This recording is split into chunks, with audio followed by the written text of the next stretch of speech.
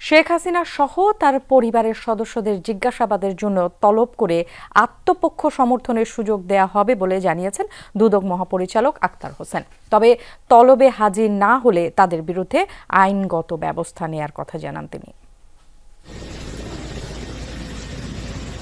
ছাত্র জনতার গণ অভ্যুত্থানে পালিয়ে যান সাবেক প্রধানমন্ত্রী শেখ হাসিনা ও তার বোন শেখ রেহানা। এরপর থেকে তাদের বিরুদ্ধে নানা অনিয়ম দুর্নীতির তথ্য উঠে আসে। এসব অনিয়মের সাথে নাম এসেছে শেখ হাসিনার ছেলে জয় ও শেখ রেহানার মেয়ে টিউলিপেরও। বিগত আওয়ামী লীগ সরকারের ৮ অগ্রাধিকার প্রকল্পে ২১,০০০ কোটি টাকা ছাড়াও রূপপুর পারমাণবিক বিদ্যুৎ কেন্দ্র প্রকল্পে প্রায় ৬০,০০০ কোটি টাকার দুর্নীতির প্রাথমিক তথ্য পেয়েছে দুদক। সাংবাদিকদের এক প্রশ্নের জবাবে দুদক মহাপরিচালক জানান, অনিয়ম দুর্নীতি, অর্থ লুটপাটের অভিযোগে অনুসন্ধান ইতিমধ্যে শুরু হয়েছে। তবে আত্মপক্ষ সমর্থনের সুযোগ পাবেন অভিযুক্তরা। যে প্রক্রিয়া আছে সেটা অনুসরণ করেই তাদেরকে অবহিত করা হবে তাদের বক্তব্য প্রদানের জন্য, আত্মপক্ষ সমর্থনের সুযোগ নেবার জন্য। কেউ যদি সেই সুযোগ না নেয় তাহলে দুর্নীতি দমন কমিশন আইন অনুযায়ী পরবর্তী ব্যবস্থা গ্রহণ করবে। চট্টগ্রাম ১৬ আসনের সাবেক এমপি মোস্তাফিজুর রহমান চৌধুরী ও তার স্ত্রীর নামে ৩ কোটি টাকার অবৈধ সম্পদ অর্জনের অভিযোগ রয়েছে।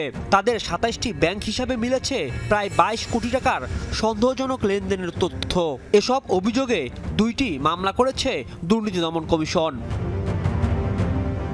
এদিকে ১২৪ কোটি টাকার অবৈধ সম্পদ অর্জন ও সম্পদের তথ্য গোপন করার অভিযোগে ছাগলকান্ডের আলোচিত এনবিআরের সাবেক সদস্য মতিউর রহমান সহ তার স্ত্রী, ছেলে ও মেয়ের বিরুদ্ধে মামলা করেছে দুদক। সম্পদের তথ্য গোপন এবং অসাধু উপায়ে জ্ঞাত আয়ের উৎসের সাথে অসঙ্গতিপূর্ণ ১৩ কোটি টাকারও বেশি মূল্যের সম্পদের মালিকানা অর্জন, টেন্ডারবাজি আর ঘুষ বাণিজ্যের অভিযোগে চাঁপাইনবাবগঞ্জ ৩ আসনের সাবেক এমপি আব্দুল অদুদ বিশ্বাসের বিরুদ্ধে অনুসন্ধানে নেমেছে দুদক। এছাড়া প্রতারণা ও চাঁদাবাজির অভিযোগে ৩ ভুয়া দুদক কর্মকর্তাকে গ্রেপ্তার করা হয়েছে। ভয়ভীতি প্রদর্শন করে বিভিন্ন সরকারি দপ্তর সহ ২ শতাধিক বেসরকারি স্থানে আইন বহির্ভূত অভিযান পরিচালনা করত, জরিমানা ধার্য ও আদায়, চাঁদাবাজি, জোরপূর্বক মীমাংসার নামে অনৈতিক সুবিধা গ্রহণ। রাজীব আহমেদ, যমুনা নিউজ, ঢাকা।